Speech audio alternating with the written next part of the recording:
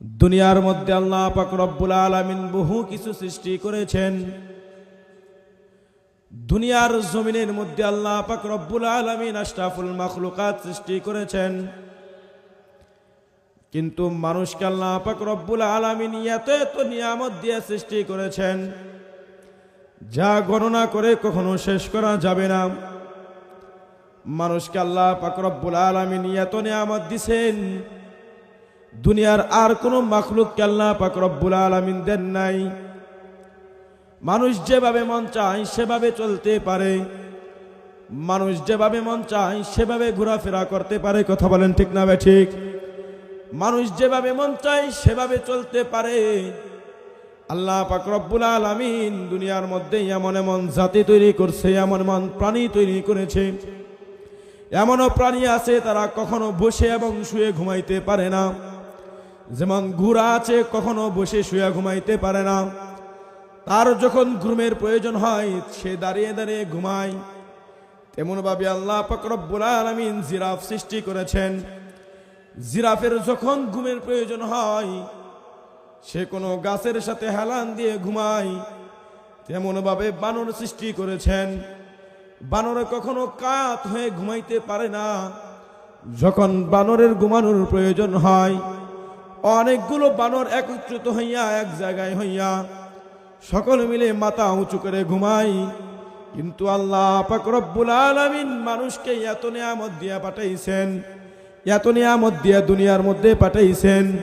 মানুষ যেভাবে মন চায় সেভাবে ঘুমাইতে পারে, মানুষ যেভাবে মন চায় সেভাবে বসতে পারে, মানুষ যেভাবে মন চায় সেভাবে দাঁড়াইতে পারে। কথা বলেন ঠিক না বে ঠিক?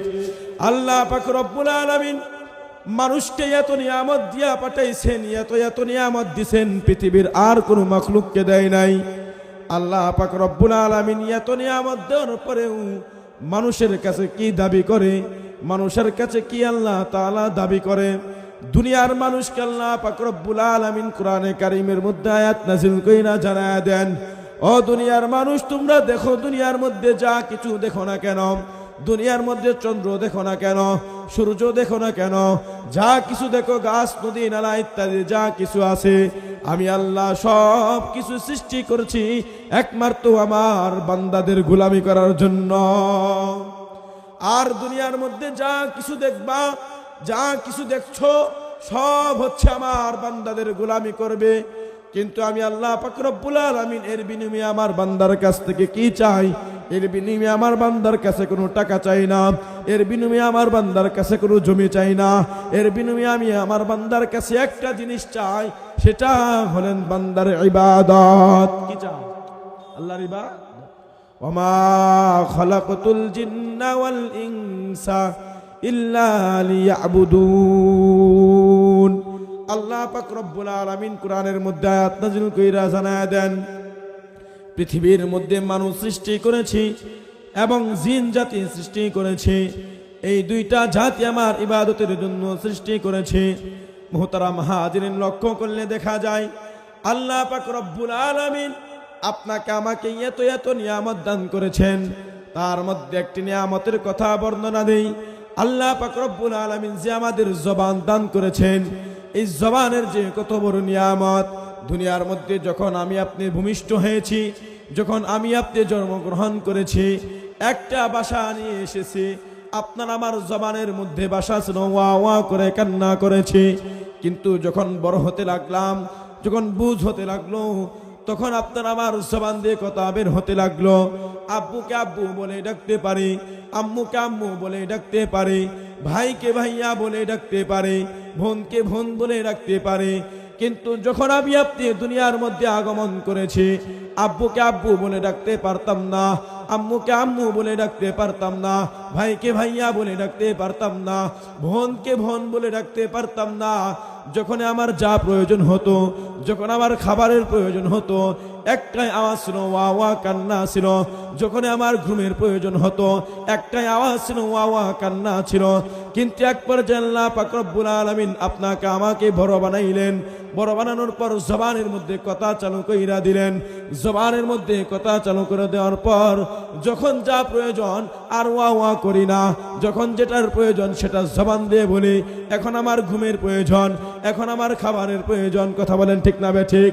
কিন্তু আল্লাহ পাক রব্বুল আলামিন একটা পশুকে যে বাসা দিয়ে বের করেন, দুনিয়ার মধ্যে যে বাসা দিয়ে পশুটা দুনিয়ার মধ্যে আসে, ওই পশুটা ওই বাসা নিয়ে দুনিয়া থেকে বিদায় নেয়। কুকুর যেমন শব্দ নিয়ে দুনিয়াতে আসে, ওই শব্দ নিয়েই কুকুর দুনিয়া থেকে বিদায় নেয়। একটি ছাগলের বাচ্চা যে শব্দ নিয়ে দুনিয়াতে আসে, ওই শব্দ নিয়ে ছাগল দুনিয়া থেকে বিদায় নেয়। একটা মহিষ যে শব্দ নিয়ে দুনিয়াতে আসে, ওই বাসাটা নিয়ে মহিষ দুনিয়া থেকে বিদায় নেয়। একটা গরু যে বাসা নিয়ে তার দুনিয়ার জমিনে আগমন করে, ওই বাসা নিয়ে গরু দুনিয়ার জমিন থেকে বিদায় করে। কিন্তু মানুষের রকমটা ভিন্ন। আল্লাহ পাক রব্বুল আলামিন জানায় দেন, আল্লামাহুল বায়ান, আমার বান্দাদেরকে আমি কথা শিখাইছি। একমাত্র কার কথা শিখাইছেন? কথা বলেন কার কথা? আল্লাহর কথা আপনাকে আমাকে শিখাইছেন। মুহতারাম হাজিরিন, ভালো করে খেয়াল করে শুনেন। আল্লাহ পাক রব্বুল আলামিন এই যে জবান দিছেন, সারাদিন যদি সারাদিন যদি আল্লাহ তাআলার জিকির করি, তারপরেও জবানের নিয়ামত শেষ করা যাবে না। আল্লাহ পাক রব্বুল আলামিন দুনিয়ার মানুষকে ডাক দিয়া বলেন, ও দুনিয়ার মানুষ, তোদেরকে আমি দুনিয়ার মধ্যে পাঠাইছি, জবান দিছি, জবান দিয়ে একমাত্র আমি আল্লাহর ইবাদত করার জন্য।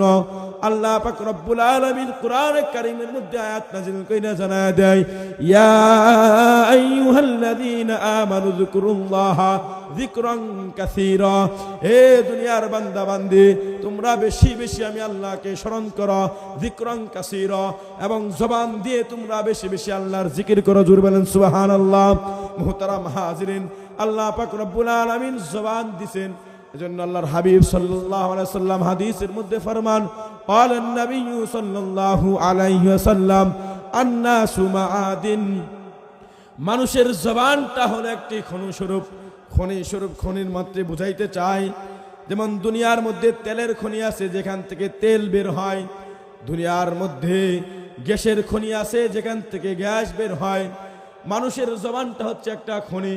মানুষের কথা থেকে এত কথা বের হয়, এত কথা সাপ্লাই হয়, তারপরেও মানুষের জবানের কথা কখনো শেষ হয় না। কথা বলেন ঠিক না ঠিক? মানুষের জবানটা এমন একটা জবান আল্লাহ পাক রব্বুল আলামিন দিছে। একটা কুকুরকে যে শব্দ দিছে, ওই সমস্ত কুকুরগুলো একই শব্দ দেয়, একই আওয়াজ দেয়। একটা ছাগলকে যে শব্দ আল্লাহ তাআলা দিছে, দুনিয়ার সমস্ত ছাগলগুলো একই আওয়াজ দেয়। কিন্তু মানুষের মধ্যে আল্লাহ পাক রব্বুল আলামিন এমন একটা কণ্ঠ দিছে, দুনিয়ার মধ্যে লক্ষ লক্ষ মানুষ আছে, আল্লাহ পাক রব্বুল আলামিন দুনিয়ার মানুষকে এমন একটা ভাষা শিখাইছে, এমন একটা কণ্ঠ দিছে, এমন একটা সুর দিছে, দুনিয়ার কারো একজনের সাথে আরেকজনের কণ্ঠের মিল নাই, একজনের কথার সাথে আরেকজনের কথার মিল নাই। মানুষ মাইকের আওয়াজ শুনে বলতে পারে এখানে কে বয়ান করে, মানুষ মাইকের আওয়াজ শুনে বলতে পারে এটা অমুক হুজুর বয়ান করতেছে। কিন্তু আল্লাহ পাক রব্বুল আলামিন সব দেওয়ার পর আল্লাহ পাক রব্বুল আলামিন মানুষের কাছে চায়, ও দুনিয়ার মানুষ শুনো, ও দুনিয়ার মানুষ শুনো, ভালো কইরা বুঝে নাও। আল্লাহ পাক রব্বুল আলামিন এত নিয়ামত দিছে, নিয়ামত দেওয়ার পর আল্লাহ পাক রব্বুল আলামিন বলে না, বান্দা তোরা আমাদেরকে টাকা দে, পয়সা দে, তা কিছু চান না। আল্লাহ পাক রব্বুল আলামিন একমাত্র আমাদের কাছ থেকে দাবি করে তার ইবাদত, একমাত্র দাবি করে তার ইবাদত। কি দাবি করে বলেন? কি দাবি করে? তার ইবাদতের জন্য দাবি করে। আল্লাহ পাক রব্বুল আলামিন বলেন, ও দুনিয়ার মানুষ, এই যে কণ্ঠ দিয়া দুনিয়ার জমিনে কত কথা বলো, ফাহেসা কথা, অনর্থক কথা, কাজের কথা, অকাজের কথা, কত কথা বলো দুনিয়ার মানুষ। একটি বারও তো তোমরা আমি আল্লাহর কথা জপো না, একটি বারও তো জবান দিয়ে আল্লাহর কথা জপো না। মুহতারাম হাজিরিন, একটা ঘটনা বলি। একজন মূর্তি ছিলেন 23টা বছর 30টা বছর পর্যন্ত। হিন্দু লোক ছিলেন, একটা মাটির মূর্তি বানাইয়া ওই লোকটা সনম সনম সনম সনম বলিয়া ডাকে। একদিন লোকটার তন্দ্রা চলে আসে, ঘুম চলে আসে, ঘুমের চোখে একদিন জবান দিয়ে বের হয়ে যায়, সমাদ আল্লাহুস সামাদ। লোকটার যখন জবান দিয়ে বের হয়ে যায় সমাদ, আজকে তার সনম বের হয় না, আজকে বের হয়ে গেছে একটা ভিন্ন রকম নাম সমাদ। সঙ্গে সঙ্গে গাইবি আওয়াজ, লাব্বাইক ইয়া আবদি বান্দা, লাব্বাইক ইয়া আবদি বান্দা। সঙ্গে সঙ্গে যখন এই আওয়াজ চলে আসে, লোকটার কানের মধ্যে চলে যায়। চলে যাওয়ার পর লোকটার ঘুম ভেঙে যায়। ঘুম ভেঙে যাওয়ার পর লোকটা বলেন, কি আমার ডাকের সাড়া দিল? আমি তো 30টা বছর ধরে এই মূর্তি সামনে নিয়ে ডাকে, মূর্তি কথা বলে না, আজকে আমার ডাকে সাড়া দিল যে আমি তাকে দেখি না। আল্লাহ পাক রব্বুল আলামিন বলে, বান্দারে তোকে যে আমি এত আদর কইরা, এত ভালোবাসা মহাব্বত কইরা বানাইছি, ও বান্দা তুমি যে সনম সনম বলিয়া ডাকছো, এটা তো তোমার আসল খোদা নয়। আজকে যে শব্দটা তোমার জবান দিয়ে বের হইছে, তিনি হইছেন সমাদ, আমি হলাম তোমার খোদা। ও বান্দা তুমি তো দুনিয়ার মায়ায় পড়ে গেছো, দুনিয়ার মিথ্যা বানোয়াটে পড়ে গিয়া বান্দা আমি আল্লাহকে বলে গেছো। যখন বান্দা আল্লাহর আওয়াজ শোনার পর বান্দা তখন বলে, আমার আর বুঝার বাকি নাই, এই যে মূর্তি দেখছি এটা মিথ্যা, এটা কোনো কিছু করতে পারে না। যিনি আমার একটি নামের আওয়াজ দিয়েছেন, শব্দ উচ্চারণ করে আমাকে ডাক দিয়েছেন, তিনি হলেন আমার খুদা, তিনি হলেন আমার রব। সিল্লা বলেন সুবহানাল্লাহ। একটি আওয়াজ বের হয়েছে সমাদ, আল্লাহ পাক রব্বুল আলামিন সঙ্গে সঙ্গে গাইবে আওয়াজ দিয়েছেন। তো মুহতারাম হাজিরিন, এই জবান দিয়ে কত কথা বললেন, ফাহেসা কথা, অনর্থক কথা বললেন। এই জবান দিয়ে কত নেতা নেত্রীর স্লোগান দিলেন, এই জবান দিয়ে কত মার্কার স্লোগান দিলেন, এই জবান দিয়ে কত দলের স্লোগান দিলেন। কিন্তু আপনার জবানটা যিনি সৃষ্টি করেছেন, কিন্তু আপনার জবানটা যিনি দান করেছেন, নাফরমান মুসলমান, নাফরমান বান্দা বান্দি একটি বারও তো এই জবান দিয়ে সে আল্লাহর নাম জপলেন না। কথা বলেন ঠিক না ঠিক? আজ এমন নেতা নেত্রীর নাম স্লোগানে বললেন, এত নেতা নেত্রীর নাম বললেন, মানুষকে লক্ষ লক্ষ নেতাকে নেত্রীকে ফালিয়ে রেখে যে নেত্রী লক্ষ লক্ষ হাজার হাজার নেতা নেত্রীর কথা চিন্তা করে নাই, নিজের জান বাঁচানোর জন্য 5ই আগস্টে বাংলার জমিন থেকে পালায় যায়, মামুর বাড়ি পালাইছে। কথা বলেন ঠিক না ঠিক? মুহতারাম হাজিরিন, তার কথা জপলেন, কিন্তু আমাদের উচিত তো তিনারই কথা জপা, জবান দিয়ে তিনারই স্লোগান দেওয়া। আজ মুসলমান আল্লাহু আকবরের ধ্বনি ভুলে গেছে। আজ মুসলমানের কণ্ঠে আল্লাহু আকবরের ধ্বনি উচ্চারিত হয় না, যার কারণে পৃথিবীর মধ্যে, পৃথিবীর যে কোনো জায়গার মধ্যে মুসলমান লাঞ্ছিত, অপমান, অপদস্থ হচ্ছে। মুসলমান তো তাদের সন্তান, মুসলমান তো বীরের জাত, মুসলমান তো সিংহর জাত, যার জবানের আজানের সিলেটের জমিনে শাহজালাল ইয়ামানি রহমাতুল্লাহি আলাইহির জবানের কণ্ঠে, জবানের আওয়াজে গৌর গোবিন্দর মতো নাস্তিকদের তার একমাত্র জবানের আল্লাহু আকবরের ধ্বনির কারণে গৌর গোবিন্দের নাস্তিকদের বাড়ির ইটগুলো খুশে পড়ে গেছে। কথা বলেন ঠিক না ঠিক? মুহতারাম হাজিরিন, আজ সে আল্লাহর জিকির করি না, সে আল্লাহর নাম জপি না, জপি শুধু তাদের যারা স্বার্থের মধ্যে আঘাত লাগলে, যারা আপনাকে আমাকে রেখে চলে যায়, তাদের জবানে তাদের কথা জপতে জপতে মুখ দিয়ে একবারে ফেনা বের করে ফেলি। কিন্তু আমাদের উচিত তো আল্লাহু আকবরের ধ্বনি দেওয়া। মুসলমানের ধ্বনি এমন একটা ধ্বনি, মুসলমানের আল্লাহু নারায়ে তাকবীর আল্লাহু আকবরের ধ্বনি এমন একটা ধ্বনি, মুসলমান যদি বঙ্গোপসাগরের পারে গিয়েও যদি লিল্লাহে তাকবীর আল্লাহু আকবর ধ্বনি দেয়, তাহলে বাংলাদেশের মধ্যে যত নাস্তিকদের আস্তানা আছে, যে জায়গায় থাকুক না কেন, তেতুলা থেকে রূপচা পর্যন্ত, টেকনাফ থেকে তেতুলিয়া, পাথুরিয়া থেকে রূপচা পর্যন্ত যে জায়গায় থাকুক না কেন, মুসলমানের এমন ধ্বনি, মুসলমান যদি বঙ্গোপসাগরের পারেও গিয়ে লিল্লাহে তাকবীর আল্লাহু আকবরের ধ্বনি দেয়, তাহলে পৃথিবীর বাংলাদেশের যে কোনো জায়গার মধ্যে নাস্তিকদের আস্তানগর থরথর করে কেঁপে উঠবে। কথা বলেন ঠিক না ঠিক? মুহতারাম হাজিরিন, আজ মুসলমান তাদের লিল্লাহে তাকবীর আল্লাহু আকবরের ধ্বনি থেকে সরে গেছে, কুরআন হাদিস থেকে সরে গেছে। এর কারণে জায়গায় জায়গায় নাস্তিকরা তাদের আস্তানা বসাইতে চায়।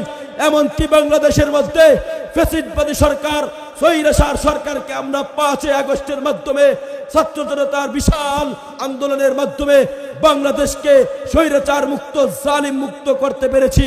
কিন্তু এখন আমরা আভাস পাচ্ছি, এখন আমরা স্বপ্ন দেখছি, আমাদেরকে দেখাচ্ছে ঢাকা শহরের মধ্যে সমকামিতার অফিস বানানোর পাইতারা চলছে। কথা বলেন ঠিক না বেঠিক? মুহতারাম হাজিরিন, সমকামিতার অফিস এই বাংলাদেশে হতে দেওয়া, কথা বলেন, হতে দেওয়া যাবে না। মুসলমান সমকামিতার অফিস হতে দিতে পারে না। কিন্তু ডক্টর ইউনূস সাহেব তিনি আমাদেরকে বলেছিলেন, আমি আপনাদের খেদমত করতে এসেছি, আমি দেশের সরকার হতে আসি নাই, আমি আপনাদের সেবা করতে এসেছি। আমার যদি কোনো ভুল হয় জনগণ আপনারা আমার ভুল ধরিয়ে দিবেন। আমরা এই মাহফিল থেকে জানিয়ে দিতে চাই, আপনি যেহেতু আমাদেরকে দায়িত্ব দিয়েছেন আপনার ভুলগুলো শুধরিয়ে দেওয়ার জন্য, আমরা আপনাকে শুধরিয়ে দিচ্ছি। যিনি সমকামিতার নায়ক, যিনি মিথ্যা নাটক তৈরি করে সরোয়ার ফারুক, তার মতো নাস্তিক, তার মতো সরোয়ার ফারুককে আমরা উপদেষ্টার মধ্যে দেখতে চাই না। কথা বলেন ঠিক না বেঠিক? এই সমস্ত নাস্তিক, এই সমস্ত বেঈমান মিথ্যা বানোয়ার যারা বানিয়ে মানুষকে বিনোদন দেয়, যার মধ্যে কোরআন হাদিসের বিন্দু পরিমাণ বার্তা নেই, মিথ্যা বানিয়ে বানিয়ে মানুষকে বিভ্রান্ত করছে, ইসলাম থেকে দূরে সরে নিচ্ছে, দিন থেকে দূরে সরে নিচ্ছে, এই সমস্ত নাস্তিকদের মতো মানুষ উপদেষ্টার মধ্যে থাকতে পারে না। কথা বলেন ঠিক না বেঠিক? মুহতারাম হাজরিন, আমরা এই মেসেজটাও দিতে চাই, বাংলাদেশের মধ্যে ইতিপূর্বে যে স্বৈরাচার পাইতারা চালিয়েছিল, যে স্বৈরাচার চেয়েছিল আল্লাহর জমিন থেকে, বাংলাদেশ থেকে কোরআনকে স্তব্ধ করে দিবে, কোরআনের মাহফিলগুলোকে বন্ধ করে দিবে, কিন্তু তারা জানে না আল্লাহ পাক রব্বুল আলামিন কোরআনে কারীমের মধ্যে আয়াত নাযিল কইরা জানাইছেন, ইন্না নাহনু নাযালনা যিকরা ওয়া ইন্না লাহু লাহাফিজুন। যেদিন থেকে এই কোরআনকে আল্লাহ পাক রব্বুল আলামিন অবতীর্ণ করেছেন, সেদিন থেকে কোরআনের দায়িত্ব আল্লাহ পাক রব্বুল আলামিন নিয়েছেন। এই জন্য স্বৈরাচার পারে নাই। ইতিপূর্বে যারাও পাইতারা করছে, যারাও মেসেজ দিচ্ছে, আমাদেরকে ইঙ্গিত মেরে কথা বলছে, তাদেরকে আমরা দেখিয়ে দিতে চাই 16 বছরের ফ্যাসিস্টবাদী সরকারকে, জালেম স্বৈরাচারকে আমরা থাকতে দেই নাই। আর তোমরা কোথায় উড়ে এসে জুড়ে বসবা, খুব সাবধানে বসবা। এখনো এই বাংলার জমিন থেকে দেওবন্দি মাহমুদুল হাসান দেওবন্দি রহমাতুল্লাহি আলাইহির রুহানি সন্তানরা চলে যায় নাই। এখনো এই বাংলার জমিন থেকে আশরাফ আলী থানভী রহমাতুল্লাহি আলাইহির রুহানি সন্তানরা চলে যায় নাই। এখনো এই জমিন থেকে শাহ আহমদ শফী রহমাতুল্লাহি আলাইহির রুহানি সন্তানরা চলে যায় নাই। এখনো এই জমিন থেকে মুফতি আমিনী রহমাতুল্লাহি আলাইহির সন্তানগুলো চলে যায় নাই। এখন এই জমিন থেকে শাইখুল হাদিস আল্লামা আজিজুল হক রহমাতুল্লাহি আলাইহির সন্তানরা যায় নাই। এখনো তারা আছে, এখনো আছে, এবং কি কিয়ামতের আগ পর্যন্ত থাকবে। তোমরা যেই কেউ আসো না কেন, ইসলামকে নিয়ে কটূক্তি করবা, কোরআনকে নিয়ে কটূক্তি করবা, আল্লাহর রাসূল ইজ্জতকে নিয়ে কটূক্তি করবা, এই রুহানি সন্তানগুলো তোমাদের সমস্ত নাস্তিকদের দাঁত ভাঙা জবাব দিয়ে দিবে। কথা বলেন ঠিক না ভাই? ঠিক। মুহতারাম হাজিরিন, এজন্য আমাদের খুবই হুঁশিয়ার থাকতে হবে, এ দেশকে নিয়ে যেন আর কোনো নাস্তিক পায়তারা করতে না পারে। মুসলমান চলে আসেন আল্লাহু আকবারের ধ্বনিতে, মুসলমান এখনো সময় আছে, চলে আসেন আল্লাহু আকবারের ধ্বনিতে।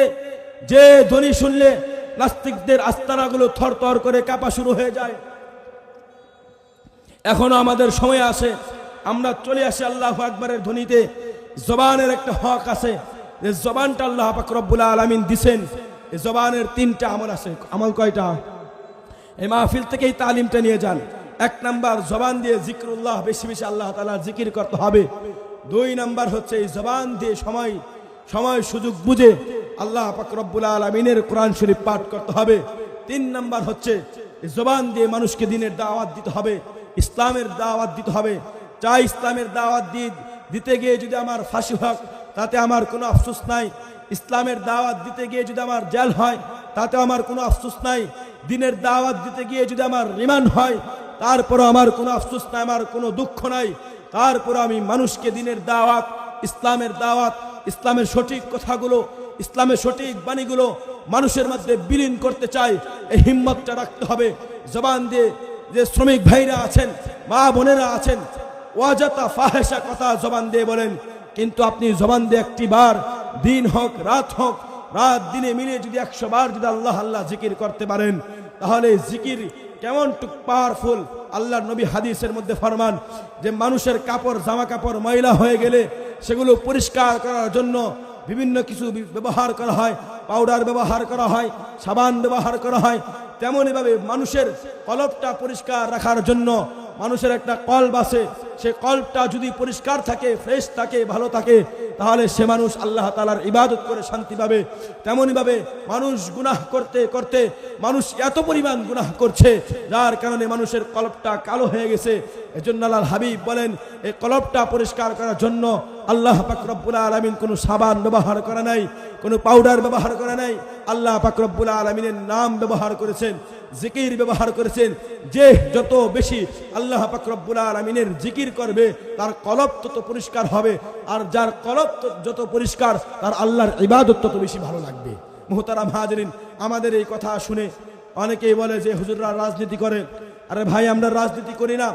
আমাদের যে মনের মধ্যে এখনো আমাদের ব্যথা যায় নাই, আমরা দেখেছি আমাদের আলেম সমাজদেরকে, আমাদের আলেমদেরকে, আমাদের উস্তাদদেরকে, আমাদের শায়েখদেরকে তারা জেলখানা থেকে আদালতে নিয়েছে, পায়ের মধ্যে হাতের মধ্যে ঝান্ডা বেরি, পায়ের মধ্যে রশি, মাজার মধ্যে রশি, হাতের মধ্যে রশি, গরুর মতো টেনে তারা আদালতে হাজির করেছে।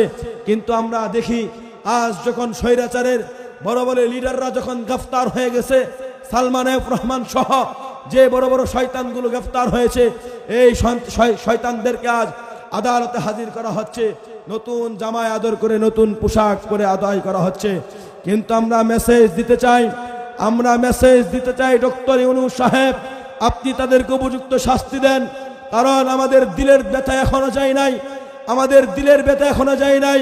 আমরা যার আলোচনা থেকে 13টি বছর বঞ্চিত ছিলাম, তারপরেও তার আলোচনা আমরা শুনতে পাই নাই। যে সুস্থ মানুষকে হসপিটালে নিয়ে যাওয়ার পর সেই মানুষটাকে কিছুক্ষণ পর বলে সে মানুষ দুনিয়াতে নাই। আল্লামা দেলার হোসেন সাইদি রহমাতুল্লাহি আলাইহি, আমাদের ব্যথা এখনো মন থেকে যায় নাই, আমাদের দুঃখ কষ্ট এখনো মন থেকে আমাদের যায় নাই। আপনার কাছে অনতিবিলম্বে আমরা দাবি জানাই, এই সমস্ত ফ্যাসিডবাদীর উত্তরসূরিদেরকে, এমনকি যে সরকার, স্বৈরাচার সরকার, যার হাতের মধ্যে 2009 সালের পিলখানের ঘটনার রক্ত লেগে আছে, যার হাতের মধ্যে 2013 সালের শাপলা চত্বরের ঘটনার রক্ত লেগে আছে, যার হাতের মধ্যে 2016 সালের ব্রাহ্মণবাড়িয়ার 21 জন তলবে ইলম আলেমদেরকে মারার রক্ত লেগে আছে, এমনকি যার হাতের মধ্যে 2024 সালে আবু সাইদ মুগ্ধ ভাইদের মতো আমার শত শত ভাই বোনদেরকে 2013 সালে জুলাই মাস থেকে শুরু করে 5 আগস্ট পর্যন্ত যার হাতের মধ্যে রক্তের দাগ লেগে আছে, এই সমস্ত ফ্যাসিডবাদী সরকারকে, এই সমস্ত জালিমকে, এই সমস্ত স্বৈরাচারকে খুব দ্রুত বাংলাদেশে এনে বিচার করা দরকার। কথা বলেন ঠিক না ঠিক? মুহতারাম হাজিরিন, আজকের মঞ্চ থেকে আমরা জানিয়ে দিতে চাই, এখন এই সমাজের মধ্যে কিছু ফ্যাসিডবাদীরা ঘোরাফেরা করে। গত বছর আমাকে এই যে এখানে এক মাহফিলে এক যুবলীগ না আওয়ামী লীগ কি বলে, আমাকে মাহফিলের মধ্যে হস্তান্তর করা হয়েছিল, আমাকে বাধা দেওয়া হয়েছিল। ভাই, আমাদের কাছে এই মসজিদের এই কোরআনের মঞ্চগুলো 16টা বছর আমার হচ্ছিল না। আমরা কথা বলতে গেলে আমাদের মুখ তারা টিপে ধরতে চেয়েছিল, কিন্তু ভাই আল্লাহ পাক রব্বুল আলামিন মানুষকে তখনই ছাড় দেয়, কিন্তু আল্লাহ পাক রব্বুল আলামিন ছেড়ে দেয় না। আল্লাহ পাক রব্বুল আলামিন বলেন, ইন্না বাতশা রাব্বিকা লাশাদীদ, যখন আমি ধরি তখন কাউকে ছাড়ি না। মুহতারাম হাজিরিন, যুবক ভাইরা আমার, সকলেরই আমাদের ঐক্যবদ্ধ থাকতে হবে, এক থাকতে হবে। আমরা এই আওয়াজও শুনছি, এই ফ্যাসিডবাদীরা নাকি কট করে বাংলাদেশে ঢুকে পড়বে, চট করে ঢুকার জন্য পায়তারা করছে। মুহতারাম হাজিরিন, কোনোভাবেই যেন এই ফ্যাসিডবাদীরা বাংলাদেশে ঢুকতে না পারে, সেদিকে আমাদের খুবই হুঁশিয়ার, খুবই সচেতন থাকতে হবে। এমনকি বাংলাদেশের মধ্যে এখন আমাদের কোরআনের মাহফিলগুলো উন্মুক্ত হয়ে গেছে, মসজিদের মেম্বারগুলো উন্মুক্ত হয়ে গেছে। ডক্টর ইউনূস সাহেবকে ধন্যবাদ জানাই, তিনি বলেছেন কোরআনের মাহফিল বাংলাদেশে হবে, কোনো অনুমতির কোনো প্রয়োজন নাই। আর আগে তাদের আমলে যদি আমরা একটি কোরআনের মাহফিল করতে যেতাম, তাহলে আমাদের থানায় দৌড়তে আমাদের পায়ের স্যান্ডেল ক্ষয় হয়ে যেত। কথা বলেন ঠিক না ঠিক? আজ এইগুলো নাই। আল্লাহ পাক রব্বুল আলামিন আপনাকে আমাকে যেহেতু ফ্যাসিড মুক্ত বাংলাদেশ গড়ার তৌফিক দান করুক, এবং যত ধরনের নাস্তিকতা আছে সমস্ত নাস্তিকতা থেকে বাংলাদেশকে আল্লাহ তাআলা হেফাজত করে। সকলে বলেন আমিন। ওয়া আখিরু দাওয়ানা আনিল হামদুলিল্লাহি রাব্বিল আলামিন। আসসালামু আলাইকুম ওয়া রাহমাতুল্লাহি ওয়া বারাকাতুহু।